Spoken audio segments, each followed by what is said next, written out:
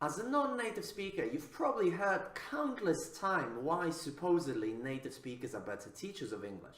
Maybe you've also applied for jobs only to be turned down because you're a non-native speaker. This can have a horrible effect on our self-confidence as non-native speaker teachers. That's why in this video I'm going to talk about the 3 unique strengths that you've got as a non-native speaker teacher to give you a confidence boost and to help you get hired as a non-native speaker teacher. So let's get started.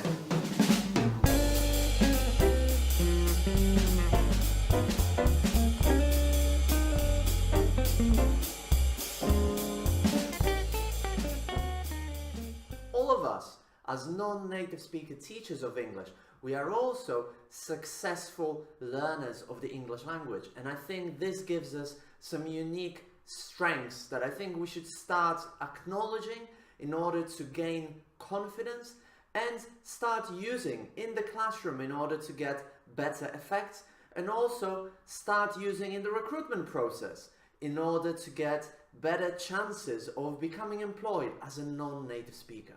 So what are these unique strengths that you have as a non-native speaker stemming from being a successful learner of the English language? Well, I think the first one is that the ability to understand your learners. Having learned English yourself, surely you will better understand the problems that your students are going through, the struggles and the pains of learning the present perfect, or trying to put the third person S and failing to do so, or trying to learn pronunciation and struggling with the different sounds of the English language.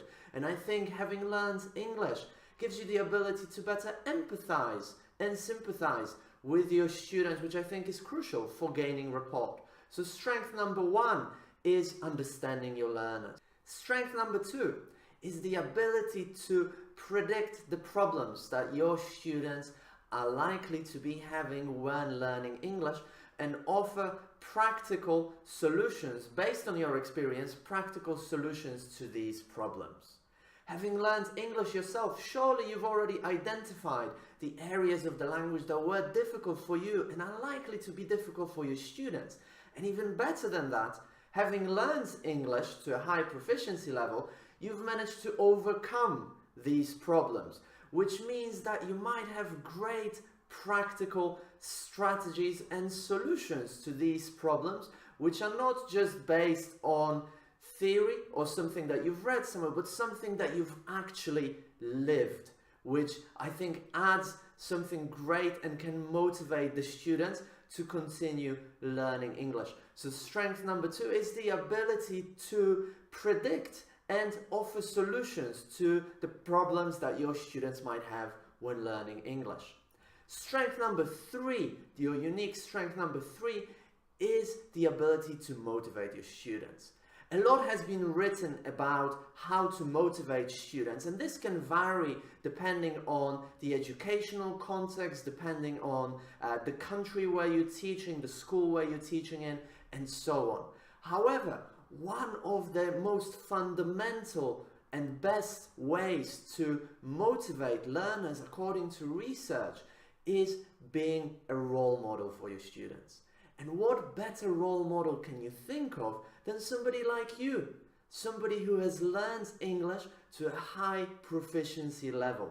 As a language learner myself, I can't really think of anything that would be more motivating for me as a student than having someone in front of me who has gone through the same process, tackled all the problems that I'm having at the moment, and managed to achieve my goal, the same goal that I have as a student, which is to become proficient in English. I think this can be a great motivation boost for your students.